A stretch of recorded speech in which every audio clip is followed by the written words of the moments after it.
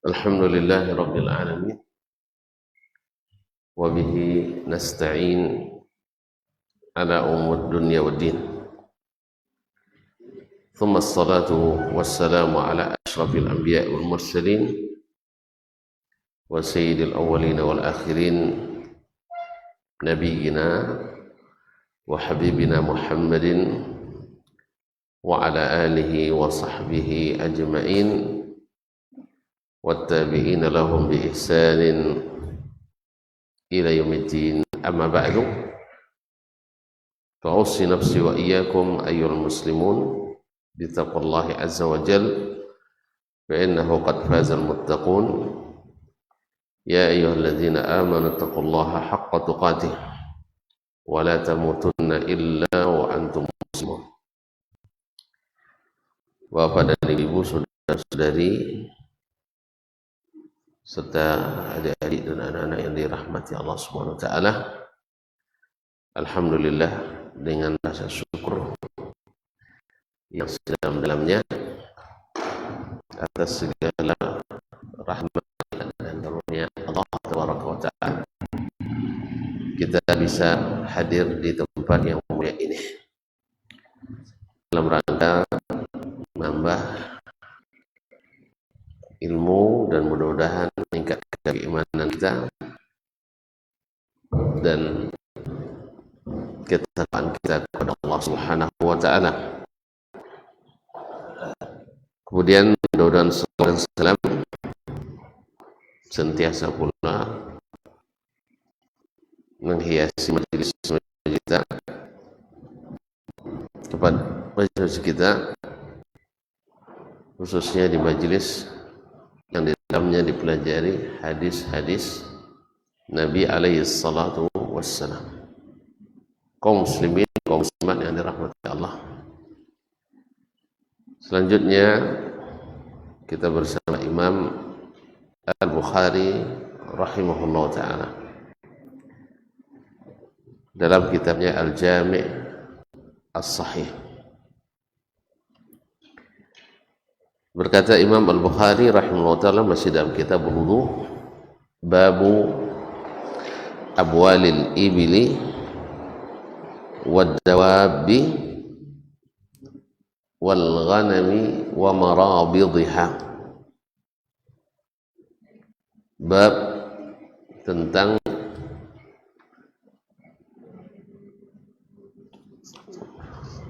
kencing unta dan ad-dawab. Ad-dawab dalam bahasa Arab adalah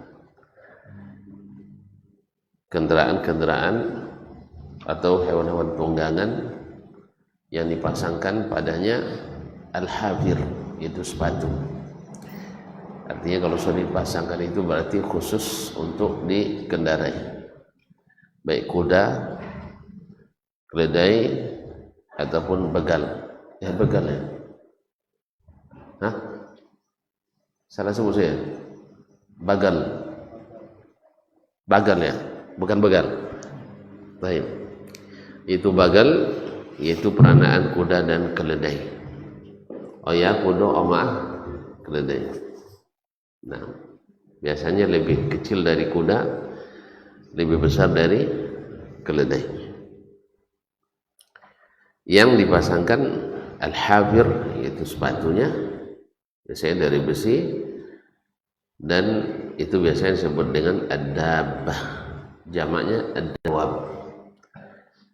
Wal ghanami, dan kencing kambing, wa marabidha, dan marabidha yaitu kandang-kandangnya, jamak marbid.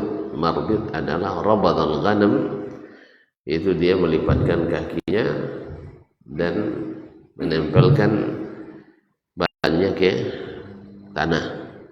Artinya posisi lolok ya, posisi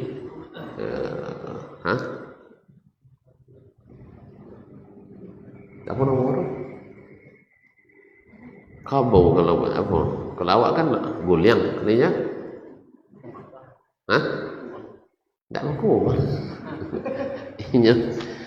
melakin badan ke tanah apa nama?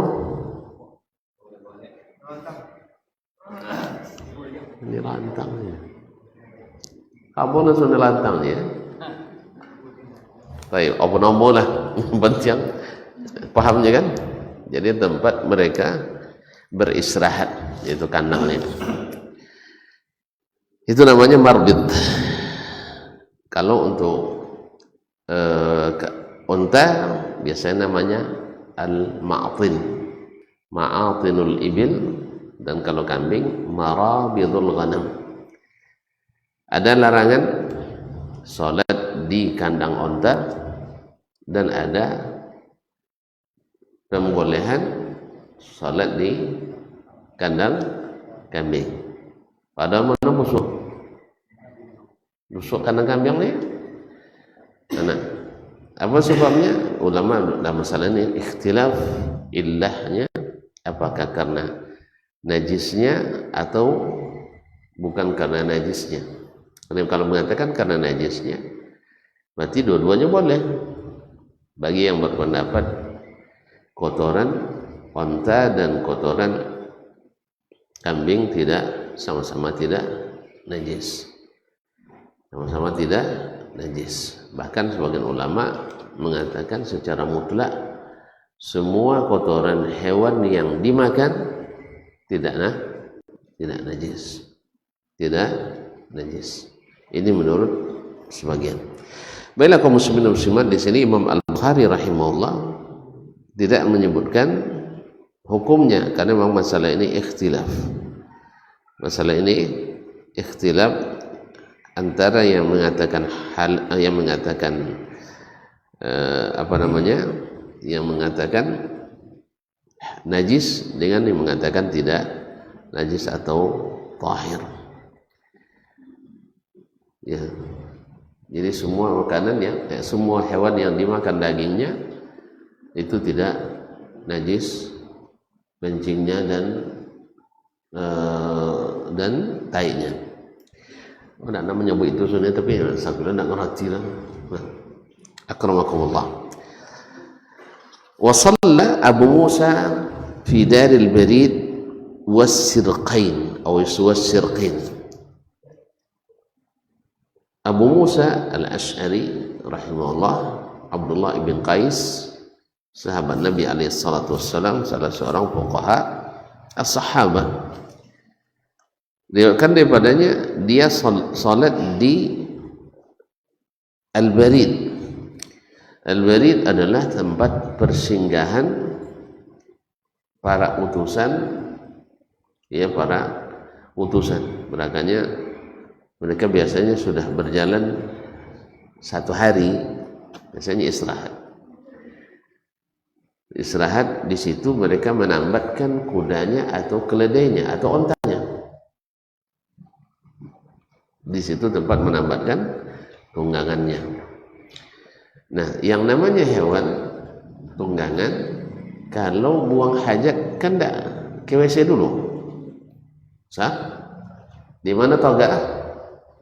Situ kan siang. Makanya kalau orang cari itulah berarti sama aja. Di mana toga situ siang, berarti ada wangi sama aja itu. Nah, lalu beliau solat di tempat itu, solat di Al-Barid itu, berarti solat di tempat yang ada yang tempat menambatkan hewan tunggangan, yang kemungkinan besar mesti ada kotorannya, baik kencingnya maupun tainya. Di situ seolah-olah Imam Al-Bukhari menguatkan pendapat yang mengatakan sucinya kotoran hewan tunggangan. Sebab dia menyebutkan pendapat Abu Musa al-Ash'ari dan tidak menyebutkan pendapat yang lain. Ma'asyarul kiram yang dirahmati Allah Subhanahu wa taala.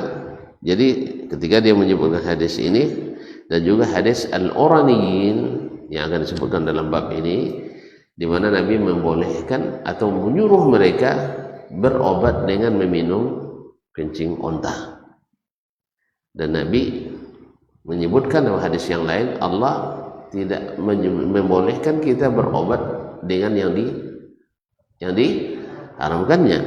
Dan ulama sepakat bahwasanya meminum yang najis hukumnya haram, maka Allah tidak menjadikan obat pada sesuatu yang diharamkannya. Makanya kalau ada yang tanya boleh berobat dengan khamar, saya katakan tak boleh. Berobat dengan khamar tak boleh. Nah, baiklah kaum muslimin dan muslimat dirahmati Allah, wasirqin, dan dibaca juga dengan wasirjin. Ini dari kalimat Persia yang diarabkan, yaitu tempat sampah. Wal bariyatu aw wal bardiyatu ila jambih. Padahal di sisi kandang itu ada tanah lapang. Ada tanah lapang yang tidak yang lebih dijamin sucinya daripada kandang itu. Faqala hahuna thamma sawa. Hahuna wa thamma sawa. Salat di sini dengan situ sama. Artinya sama, hukumnya sama-sama sah. Tapi sebagian yang mengatakan najisnya kencing binatang tunggangan, mereka katakan barangkali Abu Musa al-Asy'ari tidak menganggap bersihnya tempat syarat sah salat, tapi hanya termasuk wajib dari wajibnya salat. Apa bedanya syarat dengan wajib? Apa beza?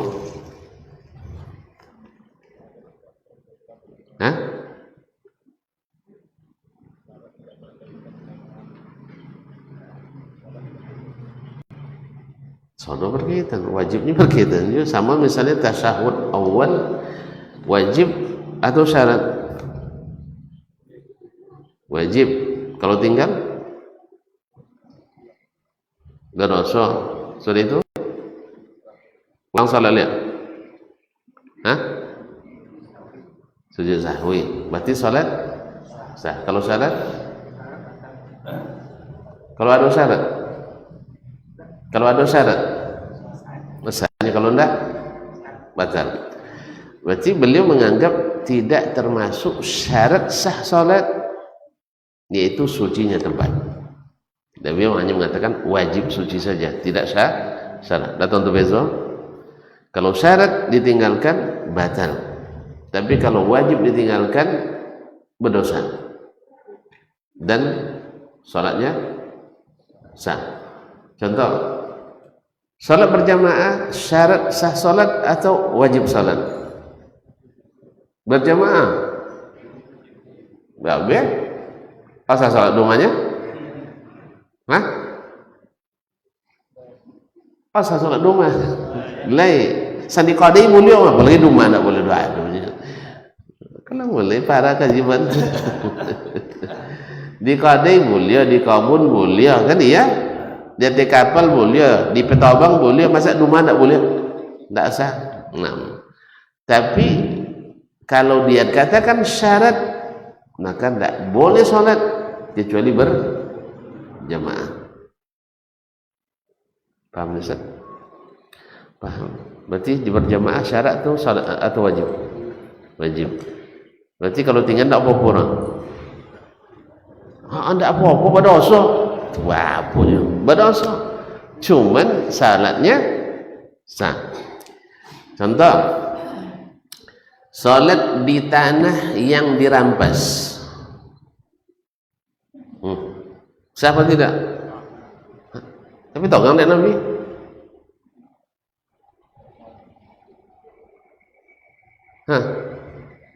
Apa sebab sah? Karena dia tidak syarat. Tidak syarat tanah yang dimiliki itu milik kita. Tapi berdosa pun tak? Berdosa. Sama membuat musajid di tanah uang tanpa seizinnya. Bapak halau itu berdosa? Bapak halau itu dosa? Ya, boleh je buat musajid. Tanah uang. Ini dari satu sisi bapak halau, dari satu sisi pada Oh, dosa. Dosa merampas tanah orang. Bahwa lu contoh tentu deh, nyama masuk mah. Nah, anggaplah misalnya salah sholat di masjid itu. Hah? Tonton mendukung mampu tanah. Ini bedanya antara syarat dengan wajib. Jadi ketika Abu Musa radhiyallahu taala anhu mengatakan salat di sini dengan situ sama, maksud beliau adalah karena ini tidak syarat sahnya salat. Tapi di jawaban wallahu alam takalluf, karena tidak mungkinlah kalau masalahnya karena sah atau tidak, beliau memilih tempat itu pada di situ lebih bersih. Nah, pasti beliau memilih yang lebih utama wallahu alam. Bi ala kulli hal, kaum muslimin dan muslimat dirahmati Allah Subhanahu wa taala, hadis-hadis yang dibawakan oleh atau hadis yang akan dibawakan oleh Imam Al-Bukhari di bab ini menunjukkan atau menandakan, mengindikasikan bahwasanya kencing hewan yang dimakan tadi tidak najis. Wallahu a'lam. Qala rahimahullah, berkata Imam Al-Bukhari rahimahullah, afwan, tadi al-barid asalnya adalah tempat menambatkan hewan tunggangan utusan, tunggangan suwe, tunggangan barang. Kalau kini apa di Bono-Bono, tiki, titipan kilat atau shopping, apa? Kurir, kurir. Nah, lalu karena jarak perjalanan sehari, maka dia menjadi salah satu nama dari jarak perjalanan. Paham Syekh? Bila sampai perjalanannya satu barid, yaitu satu kali tompek singgah, yaitu yang jaraknya sehari, maka boleh mengqasar salat. Sehingga menyebutnya barid itu sebagai tanda sudah boleh jadi qasarnya salat kalau sampai perjalanan sejauh itu. Karena itu dihitung musafir karena perjalanan sehari. Jelas ya? Nah, sehingga jarak itu ada namanya barid. Di bawah barid itu ada marhalah. Jadi satu barid itu dua marhalah. Yang setelah bawah marhalah adalah parsakh. Satu marhalah itu 4 parsakh. Berarti satu barid 8 parsakh. Berarti satu parsakh lebih kurang. Tidak belajar fikih Syafi'i nampak. Imam Syafi'i menyebutkan boleh mengqasar salat jarak perjalanan 80 kilo. Berarti kalau 8 parsakh, berarti satu parsakh 10 kilo. 10 kilo lebih kurang. Baiklah kaum muslimin dan muslimat dirahmati Allah.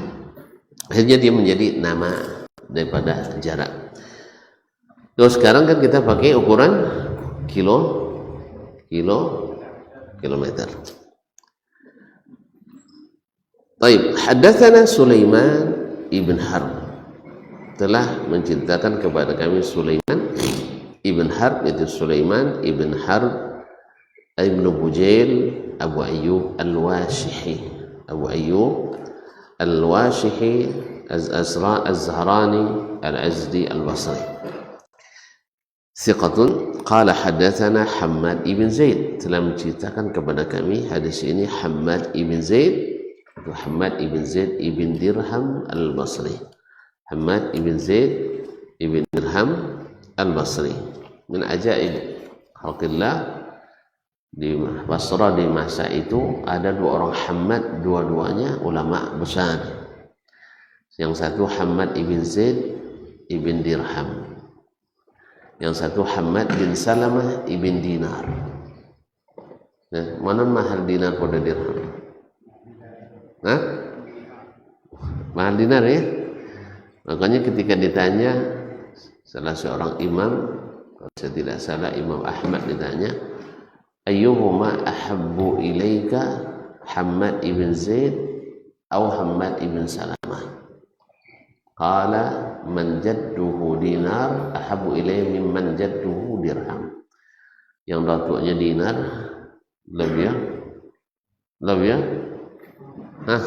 lebih tinggi nilainya pada yang datuknya dirham. Jadi kalau terpilih soalnya benamu anak mana mau buat nama anak gopega atau ome. Abu ome. Misalnya buat nama anak Ratu Emas. Tak usah Ratu perak, bikin Ratu Emas. Tapi kalau nak tinggi pada itu aku mutiara atau berlian intan. Nah, tapi apa dia kodok orang pun nyimpan piti pakai ome? Ya itulah ome lah, ndak usah lah. Kalau berlian, kodok ni cewa doang. Nah, cewa doang. Nya kene agama mahal. Kalau ome kan sederhana. Tidak terlalu mahal, tidak terlalu murah, dan harganya stabil. An Ayyub, dari Ayyub ibn Abi Tamimah as-Sakhtiyani, seorang tabi'i. An Abi Qilabah, dari Abu Qilabah. Ini riwayat tabi'in dari tabi'in. Ayyub bin Abi Tamimah as-Sakhtiyani, tabi'i. Di antaranya ada gurunya adalah Anas bin Malik. An Abi Qilabah, dari Abi Qilabah Abdullah ibn Zaid al-Jarmi al-Basri, thiqatun zahid. An Anas, mereka dari guru mereka berdua, Anas ibn Malik radhiyallahu ta'ala anhu, pembantu Nabi sallallahu alaihi wasallam dan sahabat kecilnya. Beliau menjadi pembantu Nabi 10 tahun sampai Nabi wafat, sejak Nabi hijrah sampai Nabi wafat. Qala qadima unasun min Uqlin au Urainah. Datang sekelompok orang dari Uqlin au Urainah. Jadi perawi Ayyub As-Sakhtiyani ragu di sini antara Uqlin dan Uyainah. Tapi di riwayat lain Abu Nu'aim Al-Fadl ibn Dukain dalam kitabnya As-Salah, beliau meriwayatkan tanpa ragu dari Urainah.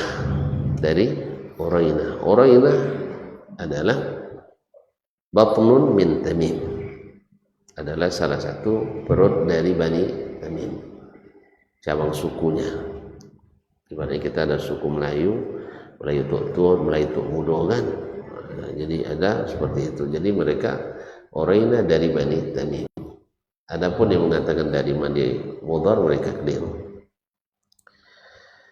Jumlah mereka disebutkan dalam satu riwayat 8 orang atau 9 orang. Mengatakan 9 termasuk penggembala yang diutus oleh Nabi alaihissalatu wassalam. Fajtawul Madinah. Fajtawul al-Madinah. Mereka merasa tidak nyaman tinggal di Madinah. Artinya karena apa? Karena wabah. Karena mereka ditimpa penyakit di Madinah. Jadi mereka tidak nyaman tinggal di Madinah. Fa amarahum an-nabiy sallallahu alaihi wasallam biliqahin. Lalu Nabi sallallahu alaihi wasallam perintahkan mereka atau suruh mereka pergi biliqahin, membawa atau ke tempat unta-unta sedekah, unta-unta zakat yang sudah liqah. Apa makna liqah? Yang sudah dibuahi. Kalau sudah dibuahi maknanya, kalau udah buah-buahnya malah. Kalau buahnya pohon, antum buah. Kalau buahnya binatang, banak malah. Kalau banak,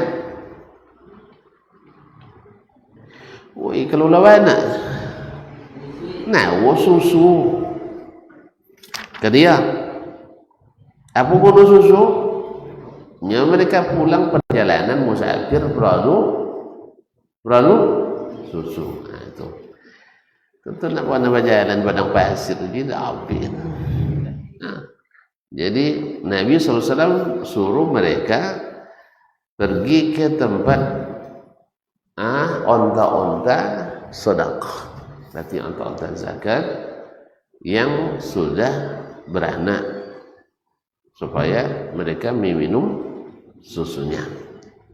Taib binikahin wa ayyashrabu min abwaliha wa albaniha, dan diizinkan oleh Nabi SAW karena mereka miskin-miskin, makanya dibolehkan untuk mengambil dari harta zakat tadi. Wa ayyashrabu min abwaliha wa albaniha, dan supaya mereka minum susunya dan air kencingnya. Susu tak apa juga kayu hancur. Untuk apa? Obat yang kata kawannya mereka ditimpa oleh malaria, sehingga mereka tidak nyaman di Madinah. Maka Nabi suruh mereka untuk pergi ke tempat itu, ditunggu oleh penggembala Nabi alaihissalatu wassalam. Maka mereka disuruh oleh Nabi alaihissalatu wassalam minum air susunya. Jadi susu onta itu juga obat, dan susu apalagi susu kambing juga bukan, air kencingnya onta juga obat. Nah, disuruh oleh Nabi SAW mereka untuk minum susunya dan air kencingnya. Disinilah ulama mengatakan atau mengambil dalil bahwa kencing onta itu adalah suci, sebab tidak boleh diminum sekalipun untuk obat kecuali yang suci, tidak boleh yang najis. Makanya ketika ada yang bertanya tentang seks oral misalnya menggunakan mulut, boleh apa tidak? Para ulama jawab tidak boleh, walaupun sering dilakukan orang-orang yang tidak beragama. Tapi kalau yang pasti tidak dibolehkan. Apa sebab? Karena akan ada najis yang masuk ke dalam mulut. Mazi najis kan? Kan najis mazi? Iya. Maka itu tidak dibolehkan melakukan seks secara oral. Ma'asyarul, sedangkan kalau seandainya najis abwalul ibil, kencing onta ini, Nabi tak suruh mereka berobat dengan, cukup berobat dengan susunya, karena susunya halalul thayyib. Nah, ketika dibolehkannya berobat dengan kencingnya, maka di situ ulama istinbat bahwa kencing onta tidak najis, Taib fadalaku, maka mereka pun berangkat.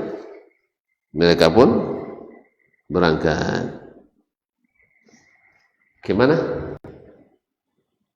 Ke tempat pemeliharaan tadi, tempat pemeliharaan onta tadi. Nah, ketika mereka sana dan mereka minum dari susu dan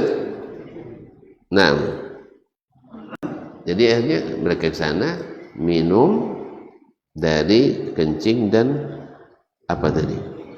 Falamma sahhu. Ini kan Nabi yang berikan petuah ini, obatnya. Kalau mereka sudah sehat, qatalu ra'iya Rasulullah sallallahu alaihi wasallam. Lah sehat, mereka bunuh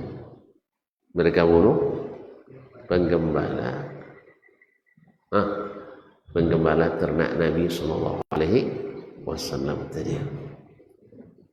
Apa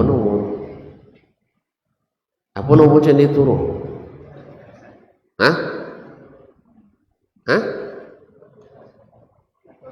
Kalau tidak boleh jasup ya jinak kalau bunuh. Berkhianat berkhianat. Kalau khianat ancak Ndak boleh budi anjak. Tentu ndak boleh budi dah. Sudah awak makan rumah awak, donya awak pai dah. Nampak mukanya pai, tak nampak punggung. Ndaklah dilapir hati suci mukonan. Samusang hati ti yurinya. Tadi cendokan lilu nak dah gigi pada lidah ni yang nak minta makan, yang lah dapat makan. Ndak tu salam kena juga. Kaya itu nama ndak boleh budi. Tu buat solat di pasau. Melak le nampak awak lagi kan. Dan sebagainya. Dan sebagainya itu namanya ndak boleh budi. Lewo nengok. Ditambah lebih ekor sudah makan doma awak le dia yang gue le rokok saslom dah. Mana mokok dah. le di bolo piti awak dia simpan tadi di dalam laci hilang pasnya kalau. Kan ya? Itu apa nama? Ayo cilaku. Dah tambah boleh kan? Dan sebagainya. Ini enggak dibunuhnya penggembala yang tadi melayani mereka. Kan penggembala tukang pora. Ya, penggembala tukang tampuang. Mereka dah mencari. Ala sehat. Jangan gadang anak imam. Malapen anak imam tersapi. Pada tu malapen imam tersapi. Nak kata Allah. Tersapi langsung itu sarang ni. Tapi orang non bagak-bagak kan tak ada kan. Jadi lapin sedih itu awak dicokam. Begitulah. Jadi setelah mereka sehat, qatalu ra'aya Rasulullah SAW. Mereka membunuh 80 lawan seorang kan tak pernah. Nah. Dan dalam riwayat lain, kaum muslimin dan muslimat bukan hanya mereka, ini perlu disebutkan karena nanti orang-orang yang hatinya penuh penyakit nanti mengira hukum Islam itu keras kan? Nah, mereka bukan hanya sekedar membunuh, bahkan memutilasi. Mutilasi, memotong-motong anggota tubuh penggembala tadi, dan mereka tusuk matanya. Tentunya dia pun ditusuk, ditombaknya kedua mata orang itu. Jadi disiksa. Jadi itu kan? Itu apa nomor?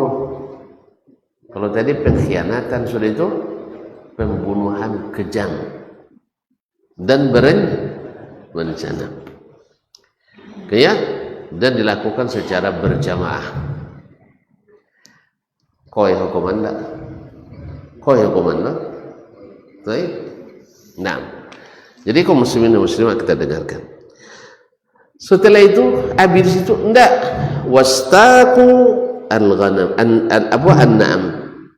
Sudah dibunuh adiloro sodo hewan ternak tadi. Yang itu adalah milik para penerima zakat. Enggak milik orang seorang lah. Mencilok orang seorang luar biasa, apalagi cilok orang mbak sama zakat pula lah. Zakat. Akhirnya mereka pasti aku tak lelai aja kalau kan capek sampai ke kabilahnya kan tak dibono deh rombongan unta tadi. Baca al-khabaru fi awal nahar. Di awal siang di pagi hari datang berita ke Madinah sampai berita ke Nabi alaihi salatu wassalam. Faba'atha fi atharihim. Lalu Nabi mengutus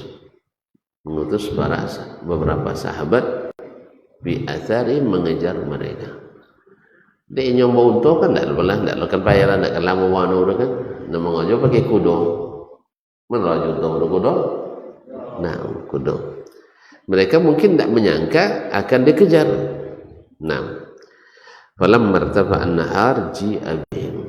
Menjelang siang mereka sudah tertangkap dan didatangkan ke Nabi alaihi salatu wassalam.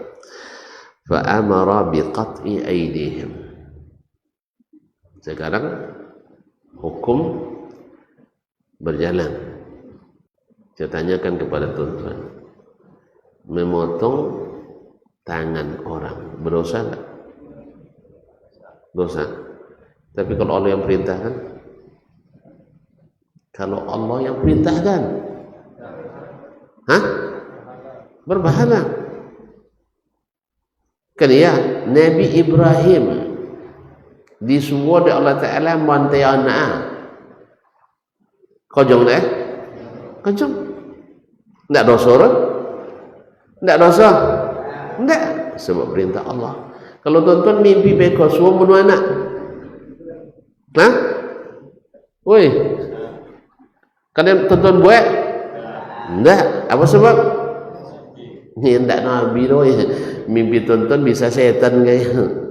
Mungkin banyak kalau cari-cari itu setan loh. Jadi sebab itu kaum muslimin sunnah.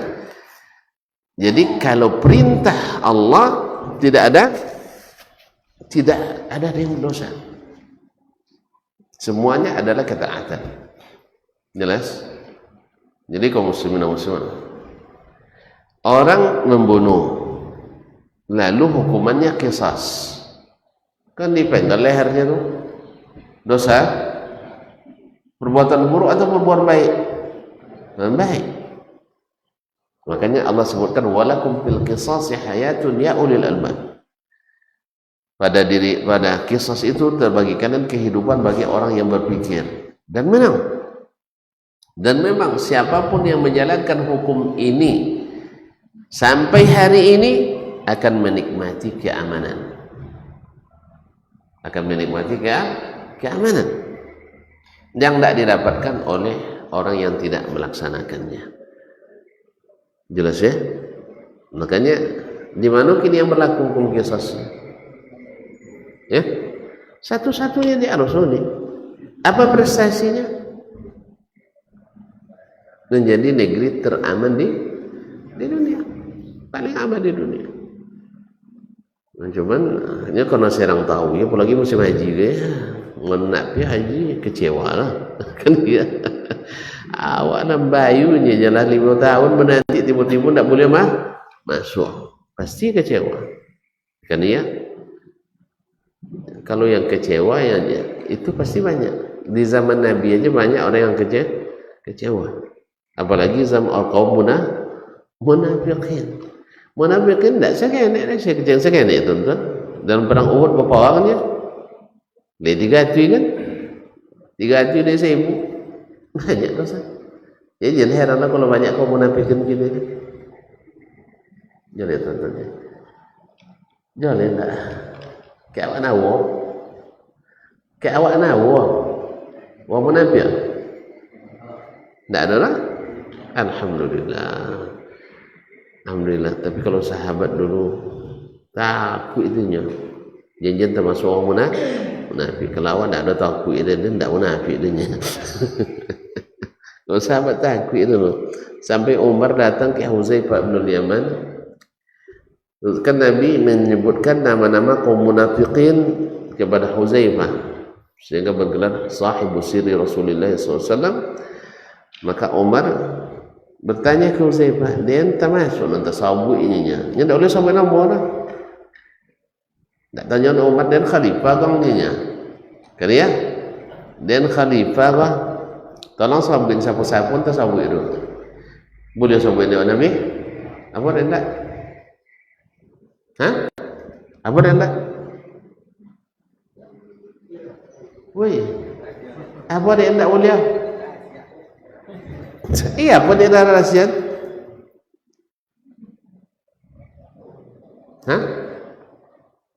Apa dia rahasian?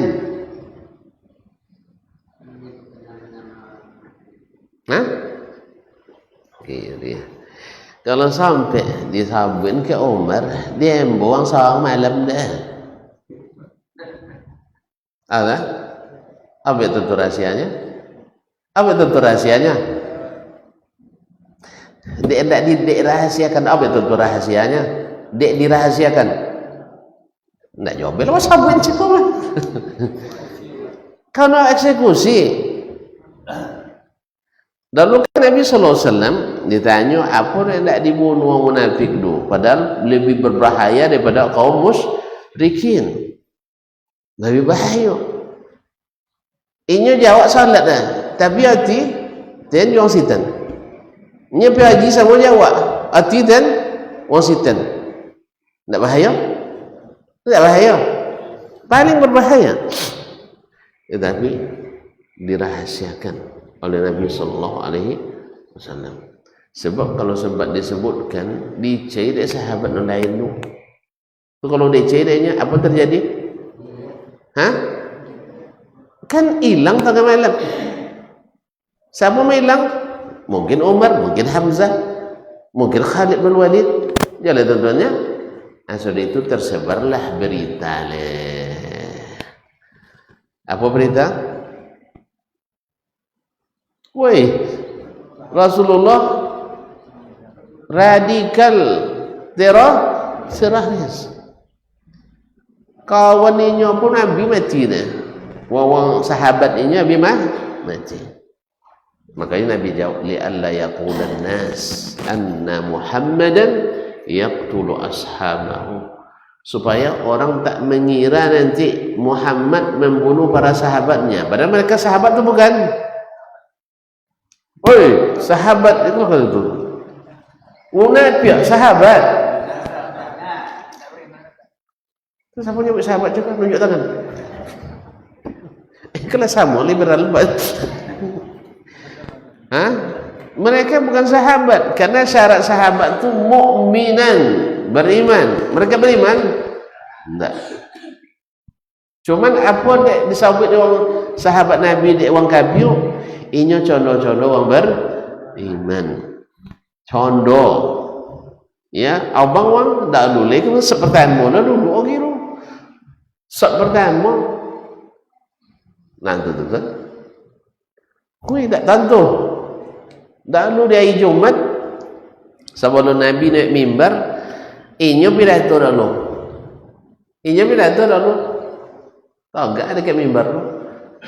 Sebelum Nabi khutbah. Kira-kira punya masyarakat tu. Kalau inyo nonton enggak di depan, punya masyarakat kaji. Hah? Sebagai pemuka, sebagai orang ring satu dengan Nabi sallallahu alaihi wasallam, wang dokek Nabi kan ya. Nabi tagang deh. Kan nak tagang deh dah. Apa sebab nak tagang deh? Deh. Sang nak tagang je buat macam itu nak kena cocok ke Nabi dah. Apalagi lah kan nak tagang. Makanya terpaksa ke wang buat wangi awak condo-condo elok. Elok wanginya ke awak. Fahamnya? Nyen elok pun awak kejo buat je dah apa lagi? Buat. Acak tambang elok kena-kena. Ya le. Untuk menghilangkan mudarat yang lebih besar. Apanya? Kalau selesai lazat. Hah? Bekol ya? Baik, silakan.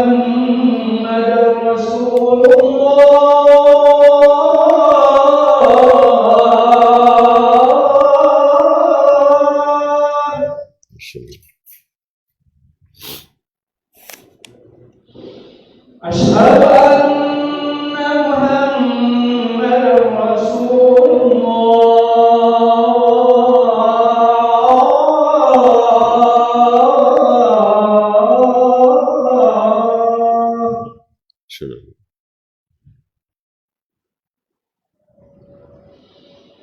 حي على الصلاة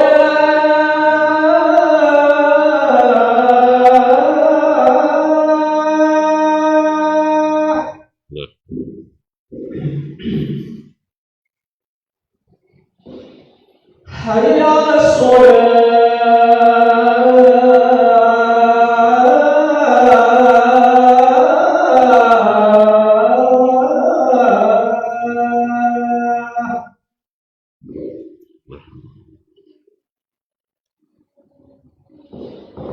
حي على الفلاح.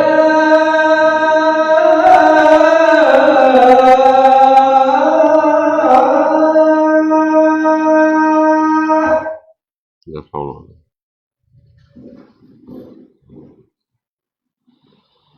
حي على الفلاح.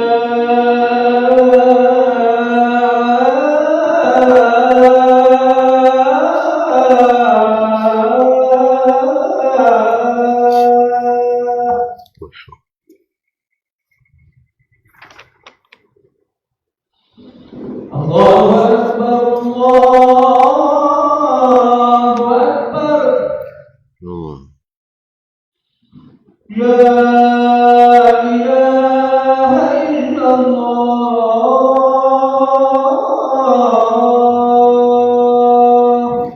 ولا شنو الصلاة.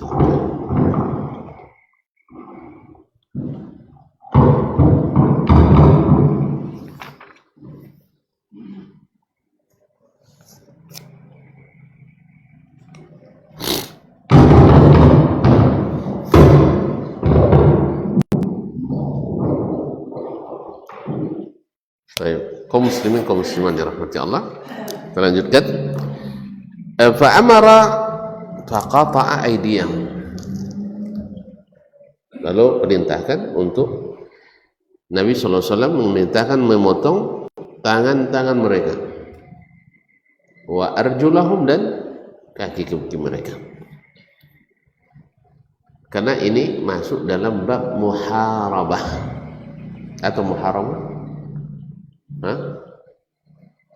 Innama jazaa'ul ladzina yuharibuna Allah wa rasulahu an tuqatta'a aydihim wa arjuluhum min khilaf wa yunfaw minal ardi. Balasan bagi orang yang memerangi. Memerangi di sini muharabah bukan qital seperti pertempuran dengan orang kafir, tidak.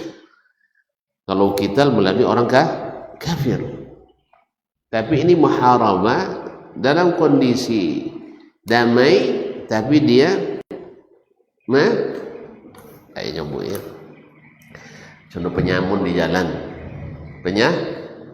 penyamun, begal nak jawab ya. Penyamun tak beda, perompak, perampok di jalan menggunakan senjata. Siapa lewat, siapa lewat, siapa lewat, siapa lewat. Tak faham nak. Lagi tu son jawab ya. Nah, pokok siapa lalu boleh dengan kekerasan. Itu namanya muharabah. Nah, orang seperti ini dalam Al-Quran yang turunkan bahasannya adalah an tuqatta'a aydihim, dipotong tangan-tangannya, wa arjuluhum, dan kedua kakinya. Jelas ya? Nah, la ilaha illallah Muhammadur Rasulullah. Kemudian maka Nabi SAW melaksanakan hukum itu pada mereka. Apa sebab? Mereka sudah diberikan keamanan, diberikan perobatan, diberikan fasilitas. Sebelum mereka tinggal di Sufa, di Madinah, di Masjid Nabawi. Habis itu berkhianat, dibunuhnya dengan sadis penggembala. Kemudian dilarikannya onta-onta tadi, ya, onta-onta Nabi dan onta sedekah zakat. Dibuat di apa namanya, di lain Artinya dibu deh unta-unta supaya copet laju jalan kan sampai kembali ke tempat kabilah mereka Bani Uqum. Ini namanya yang seperti ini namanya penyamun, perompak, nah pembegal, nah pakai senjata. Maka disurintahkan mereka untuk di ini. Wasummilat a'yunuhum wasummirat a'yunuhum di sini asummirat. Wallahu a'lam, mungkin salah cetak, tapi yang riwayat yang masyhur ada wasummilat a'yunuhum, lalu dilobangi pula mata-mata mereka. Seperti mereka melobangi mata penggembala. Ya Allah ya Rabbi. Capek lupa apa. Dan nak sudah deh. Kau nak ada jawab lah, biar sudah tu. Nah, penggembala. Nah, kaum muslimin dan muslimat dirahmati Allah SWT. Wa ulqu fil harrati yastasquna. Setelah itu mereka dibuang di Al-Harrah, di tepi batas kota Madinah, dan mereka berteriak-teriak minta minum tapi tidak dikasih minum. Kaum muslimin dan muslimat dirahmati Allah. Sadis hukumannya. Hah? Tapi setimpal apa tidak? Setimpal. Sejak itu orang tak berani lagi seperti itu kepada. Nah, sebab kalau sempat tidak dilakukan seperti itu, orang akan mencoba lagi. Kosan dimaafkan aja deh, Nabi birunya namanya. Kan ya? Elok cuma Islam namanya. Jelas kaum muslimin? Sama sekarang. Kalau seandainya pembunuh tidak dikisas, apa yang terjadi? Penjawa sewantu itu lobo tang lesang bunuh itu 10 bunuh ada. Hah? Astagfirullah dalam dapet lah apa tempuan orang? Hah? Remisi, masya Allah. Selama remisi itu adalah permisi kalau kan? Ada permisi. Nasallallahu alaihi wasallam. Makanya pembunuhan sering terjadi. Berbeda dengan negeri yang diterapkan. Ya, diterapkan hukum-hukum seperti ini, orang pikir bukan sekali, 2 kali, 1000 kali dia untuk membunuh. Makanya saya selama di Madinah, selama di mana mulai tahun ni di Madinah kok leki sesu untuk antuk dan sekitar 5 kalinya, 2 kali dan nonton menyaksikan. 2 kali, sekali pertama buat 2 dan sekali cik seorang, dan lain sedang kuliah nak ikut kan. Nah, dia jak sikonya langkah sitar sini. Nampak putri taliu. Nah, biarlah kan seorang tuan akan tolak. Berat. Nah, tapi apa hasilnya? Maka hasilnya nyata bahwa 1 menit di kota Chicago, Amerika setara dengan 13 tahun di Arab Saudi. 3 tahun 4 minit. Seminit di kota Chicago, 1 kota, sama dengan 13 tahun di sebuah negara. Chicago waktu penelitian itu dilakukan penduduknya hanya 8 juta. Negara Arab Saudi ketika penelitian dilakukan penduduknya sekitar 37 juta. Mana banyak 37 juta pada 8 juta? Nah, mana godam? 1 kota dari 1 negara. Itulah 1 menit di kota Chicago, angka kriminalitas dengan segala jenisnya, ya, pembunuhan, perampokan, pembegalan, pemerkosaan, pencurian, penipuan, dan seterusnya. 1 menit di kota Chicago setara dengan 13 tahun di Arab Saudi. Itu banyak yang ini kan, memang dia orang sakit yang di Rangun Wonocito. Pahamnya, orang sakit perlu dengan cerita. Orang sakit perlu dengan cerita. Apa dia itu? Baca aja. Apa nama? Ngigau. Kan ya? Orang sakit nama sodok ni sambut ni. Cuman masalahnya banyaklah orang non sakit tu non sehat gila. Itu masalah. Banyak non sakit baru non sehat. Jelas ya? Inya di badan inya banyak tuka, banyak barang, banyak kayu.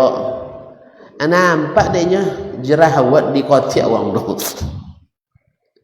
Jerawat di kotak orang tu. Woi, orang sakit ada jahwat di kotaknya. Inya dia aman lah kayu, dia pemul lah kayu, dia aman lah. Lah macam-macam lah. Barah, biswe, saudara awak, luku ngango banyak juga. Lang-lang nang dia, wah dah jahwat di kotaknya. Sampai di ujung hidung jadilah kan sakit tu kan. Takkan tak di kotak. Jahwat nampak dah. Tu kan dia nak cerita macam itu loh. Dah cerita macam itu loh. Kalau ada orang sakit loh deh. Atau lo baca co. Makanya sodo baca co, tidak pakai data, tidak pakai bukti. Taib. Ada kekurangan? Iya, contoh jawab tadi itu rumah. Kan ada jawab di kotia. Nyesal dia jenis doh. Jawab. Gini tambah banyak lo jawab lah menit pindah ke aman ke jawab empat gini. Ya dulu di kotia gini pindah ke aman. Nya lah banyak orang menularkan sakit itu. Menularkan sakit itu. Nya banyak lo anak-anak mereka tu yang belajar ke Amerika dan belajar ke Eropa dan ke Indonesia belajar jadi. Ke Indonesia belajar jadi. Dulu tak pandai orang pakai amplop-amplop ke pejabat ni ya. Jauh Indonesia kayaknya enggak. Nah. Dulu kan jemaah haji kan rajin beli baksit, baksit. Baksis. Dan tanya ke sapir-sapir di mana kalian dapat kau tak dapat kalian haram kau nya. Jadi baca cerita ni jemaah hajinya maju kami nya. Jadi suruh dia lomo kan lambe bis lu kan. Bukan amai. Di bayi dia pegang sapir lojun kena nya bayi 10 rial. Bagi mereka 10 rial dari mereka dah sebuah satu rombongan mereka berapa tiru 10 kali satu tiru dia payah 10,000 nak macam-macam peti lah 1,000 kali 10 kali 10 atau 10,000 kali saya dia lo jadi tak pandai jadi metode dia 10,000 kali 1 10,000 kali 1 1,000 boh ada 1,000 nak tahu kalau 10 kali 10 1 10 kali 1 1,000 lah yang 1,000 kan banyak loh. Ya. Nya dapat kat hati dia ni. Nya dak 10 loh itu seorang bayunya. Beko dapat cara dia ni. Pindah. Apa pun dapat tadi. Oh dan ketika bisa 10 dan buat cari nombor enggak mau apa dan bisnisnya. Itu sudah itu datang lah boleh. Aku pun 2 rial seorang. Untuk menambahinnya. Nah, ayat tajuk sudah itu dah. Pak wajib tiap rombongan kolon baksis. Kita tanya ke orang Nuson, setiap rombongan habis itu mesti ngalun piti 2 rial seorang. 2 rial kali 50 1 berarti sekali jalan 1 rial. Sama wajannya jemaah awaknya. Tapi jangan lah. Jadi itu nanti umurnya. Entah tuan-tuan entah yang lain tak benar. Artinya udah tu dia pun datang nyawakan pembuah. Sudah itu pengelasa. Kan ya, tidak sabar dah, tidak sabar. Ini kodoknya mendamaikan uang antar jemaah dengan pimpinan kloter, sekodok-kodok bantah. Nah, sudah itu sebelum bantah, tak dulu awak dia telah bantah, baru dulu awak gede. Allah musta'an. Ala kulli hal. Jadi kaum muslimin dan muslimat dirahmati Allah. Jadi ketika hukum ini diterapkan satu kali tapi efeknya beribu kali. Tapi kalau ditinggalkan maka akan berulang kembali kejahatan demi kejahatan. Maka kaum muslimin dan muslimat, orang-orang yang sakit dia tidak mengetahui bahwa Allah SWT lebih mengetahui mana yang paling berguna bagi masyarakat. Makanya di situ motor rancak apa menancak sih kok? Motor rancak sih apa? Hah? Apa? Land Cruiser, ya, bawa kok. Tuan-tuan, tahu tak tuan-tuan punya Land Cruiser ni parkirnya tepi jalan tu. Dia tahu tak? Asal tak ni? Apa siapa yang parkir? Iya sebenarnya. Ada kawan ndaklah di situ anu depan rumah motornya, cuma ndak masuk dalam garasi dia. Pagi ni hilang roda sampai buah. Sampai hilang. Coba bayangkan, sampai hilang. Udah di sana jembatan ada Allah. Roda ribuan, ndak bisa bawa motor roda ribuan. Subhanallah. Kalau mereka di situ, masya Allah, motor sanca Oppo je lah. Ya, nak Land Rover. Kalau Land Cruiser kan tidak mahal nomor ya. Kalau Land Rover itu 3,5 miliar. Hadir mampik kambing lah. Sampai komplain pabrik di luar negeri kan. Komplain. Wah, tidak tahu kambing, nak kambing tahu uang ni. Tidak kan punya kami punya lah kami bali man. Artinya kami tidak baru honor kami bang ceneko itu lu maksudnya. Tonton aja dan terlalu membahargai. Kita tengok kalau punya dolar kan harus bertereka kayak awak bah. Kan ya? Lecet kene tu nonggo kan ya? Di situ ndak nan bau nan bakilek badara dengan lalu-lalunya la termasuk dalam takung kota kan sama bos ndak ada besok. Awaknya nan terlalu memuliakan dolar tu tidak mahir tahu dolar. Nah, wanu ndak geser-geser wanu. Misalnya dulu sejak masuk dulu 93 sampai kini masih juga $1 3,75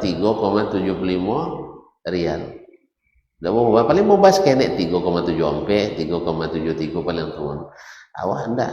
Dalam mulu-mulu ka tantun dolar dulu ogo musikonya. Hah?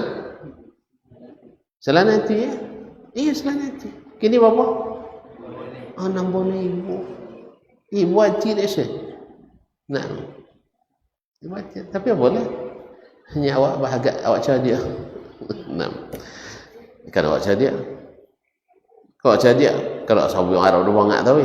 Awak nak cari dia kan? Nah, cari dia cuma jadi mana? Cuma.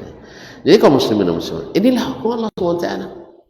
Makanya mereka setelah dibuat hukum ini, orang takut melakukan kesalahan. Ketika tangan dipotong mencuri, nampaknya kejam, tapi subhanallah berjuta tangan terselamatkan gara-gara itu. Berjuta tangan terselamatkan. Abu nengok potong tangan selama 2 tahun 2 kali jadinya. 2 kali orang ciloknya. Ini lucu cilok ni Masjid Nabawi tu. Endak tu saja. Ini mencilok di Anam. Lupa dari mana tompeknya. Yang jalannya mencilok. Potong tangan. Sedang kisah hanya sekitar berapa tadi? Yang mau saksikan 3 kali. 2 kali maaf. Yang terjadinya 5 kali di Madinah. Kalau sampai tidak ada kisah, berapa kali kan terjadi pembunuhan? Hah? Nanti ayat tiap minit. Ya? Makanya di situ tidak laku koran kriminalitas. Kan ya kriminal. Kau ke awak? Ke awak? Salah pulau mula. Kan ya? Kalau di Riau pun apa? Hah? MX. Apa MX itu? Mr. X. Itu penuh dengan kriminalitas. Nah, Osir boleh katakan hampir tidak ada. Oleh itu kaum muslimin dan muslimat, Nabi SAW melaksanakan perintah Allah, dan perintah Allah dilaksanakan pasti akan menghasilkan hasil yang sangat baik. Tadi dikatakan Sampai hari ini masih tercatat Arab Saudi sebagai negeri teraman nomor 2 tahun 2021, nomor aman nomor 2 teraman di dunia. Jadi motor-motor mahal tidak perlu garasi mereka, tidaklah pakai security, tidak pakai security. Oh, tidak ada pencurian, ada, tetapi dibanding tidak adanya seperti tidak ada. Jelas ya? Ya sami ini di Chicago sama nanti 30 tahun kan sama tidak ada orangnya. Tapi kalau sampai condong di Surabaya tidak kan apa orang? Tidak ada yang salah, tidak. Nah, jelas ya? Baik. Nah, hadis ini kaum muslimin dan muslimat disebutkan oleh Ibnu Al-Bukhari rahimahullah taala di dalam bab abwabil ibil, bab tentang kencing onta, ya, wadawa dan binatang-binatang tunggangan, wal ghanam dan kambing, dan wa marabidha dan tempat-tempat mereka istirahat kandang-kandangnya, bahwa itu adalah tempat-tempat yang suci. Secara tidak langsung Imam Al-Bukhari cenderung kepada pendapat bahwa kencing hewan-hewan yang dimakan dagingnya atau buang hajatnya tidak najis. Kalau kencing manusia najis. Apa sebab? Tidak memakan. Kan tidak makan lah. Tapi kencing imam najis. Apa sebab? Tidak dimakan dagingnya. Ala khilaf, tapi pada jumhur mengatakan tidak najis. Dan hadis ini mendukung. Ditambah lagi dengan athar Abu Musa Al-Asy'ari radhiyallahu ta'ala. Hadis ini mengandung banyak faedah, ya, bahwa Nabi alaihi salatu wassalam selalu memperhatikan keadaan masyarakatnya, baik yang pendatang maupun yang tempatan. Yang pendatang dilayani, diberikan tempat, disufah, dan ketika mereka merasa tidak nyaman diberikan fasilitas untuk pergi. Nah, dan ketika mereka sakit diberikan obatnya oleh Nabi alaihi salatu wassalam. Yang kedua, bahwa Madinah pada asalnya adalah negeri yang rentan penyakit karena daerah endemi penyakit malaria pada waktu itu, sampai terkenal di Siantar Arab karena daerahnya memang daerah payau, banyak takung-takung air, dan itu berguna untuk tumbuh-tumbuhan. Tapi setelah Nabi alaihissalam pindah ke Madinah, Nabi doakan supaya dipindahkan ke Juhfah. Yang ketiga, bahwasanya Al-Madinah seperti kata hadis Nabi, tanfi khubsaha kama yanfil kiru khubsal hadid, akan menolak yang buruk-buruk darinya seperti besi menolak karat-karat sebagaimana api menolak karat-karat besi. Nah, kalau pakai besi di mana masuk Allah api di titik, nanti kayaknya hilang. Nah, Madinah juga seperti itu. Orang-orang yang buruk-buruk perangainya tidak nyaman tinggal di Madinah, maka mereka tidak nyaman di Madinah, dan mereka keluar dari Madinah. Nah, oleh sebab itu kaum muslimin dan muslimat, di situ pula para ulama istinbat bahwa Madinah selalu dijaga Allah SWT dari berbagai fitnah, khususnya aliran-aliran yang menyesatkan.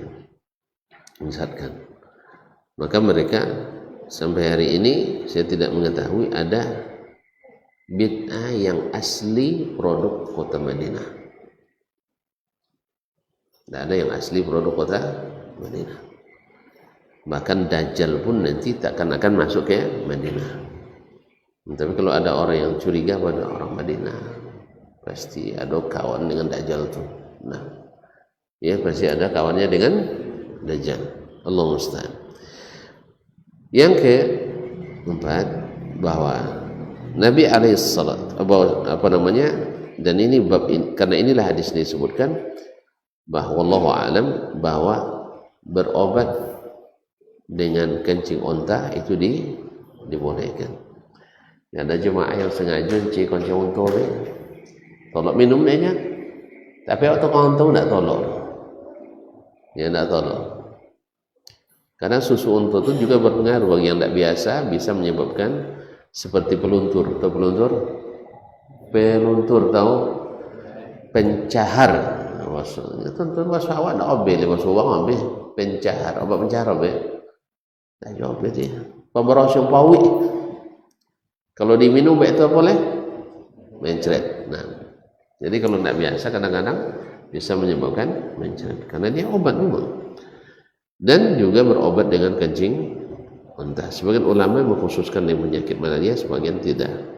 Boleh digunakan untuk penyakit apapun, Allah Ta'ala alam. Yang kelima, karena dibolehkan berobat dengannya, sebagian besar ulama mengatakan bahwa kencing onta itu adalah tidak najis. Lalu kenapa dilarang solat di tempat seperti yang akan datang di kitab as-shalah nanti? Dilarang solat di tempat atau di kandang onta. Para ulama mengatakan ilahnya bukan karena tidak sehat, tidak bersihnya, bukan tidak sucinya. Ilahnya adalah ta'abbudiyah. Karena itu perintah atau larangan Nabi sallallahu alaihi wasallam, sami'na wa ta'na. Sebagian lagi mengatakan tidak, karena di situ banyak syaitannya. Banyak syaitannya. Maka supaya sholat kita tidak terganggu, maka jangan sholat di tempat yang banyak syaitannya.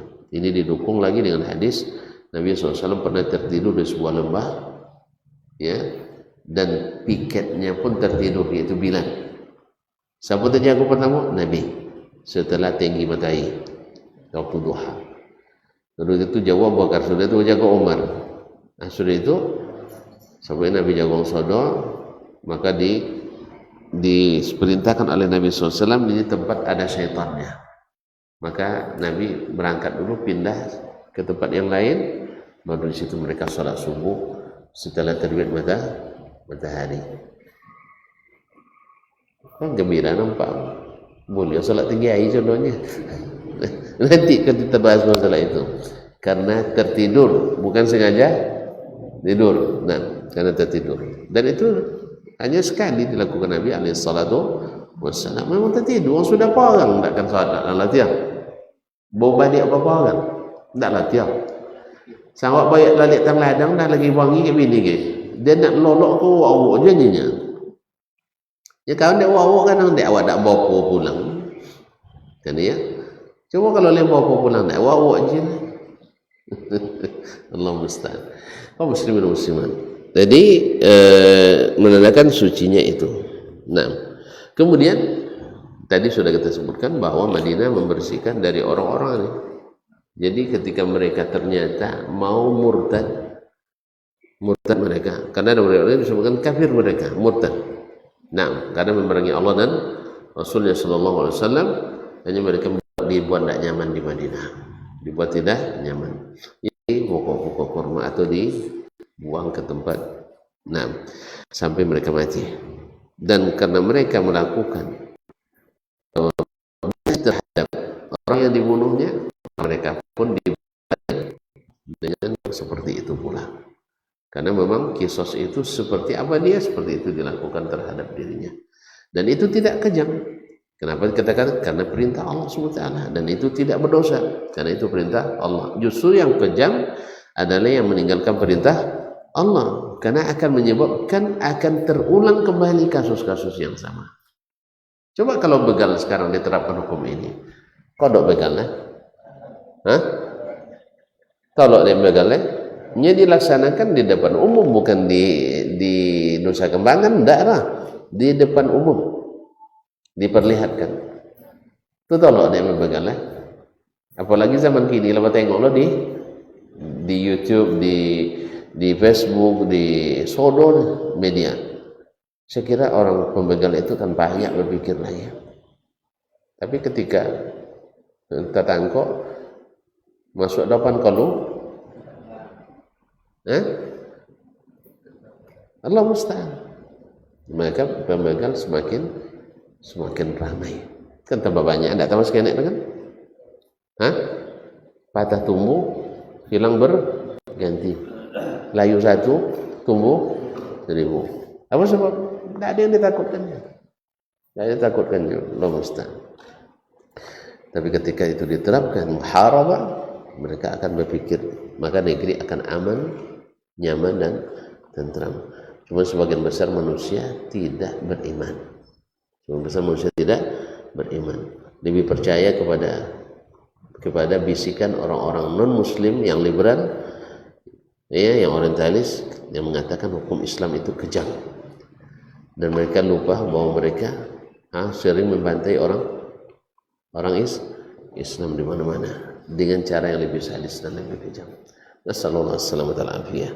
Semoga Allah SWT berikan kita orang-orang yang beriman, orang-orang yang paham, orang-orang yang mau mengikuti Allah dan Rasulnya Sallallahu Alaihi Wasallam. Terima kasih dan mohon maaf. Wabillahi taufiq wal hidayah. Wa subhanakallah bihamdik. Asyhadu an la ilaha illa anta astaghfiruka wa atubu ilaik. Wassalamualaikum warahmatullahi wabarakatuh.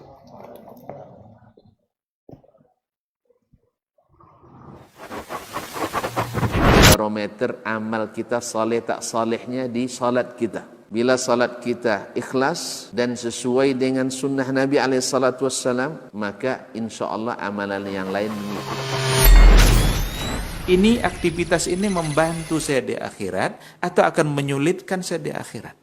Kalau seandainya perbuatan itu ternyata akan menyulitkan kita di akhirat kelak, tinggalkan perbuatan itu. Anta ni'mal jund. Kamu adalah sebaik-baik prajurit. Coba lihat. Kamu adalah sebaik-baik prajurit. Maka tujuannya adalah menghancurkan kehidupan rumah tangga.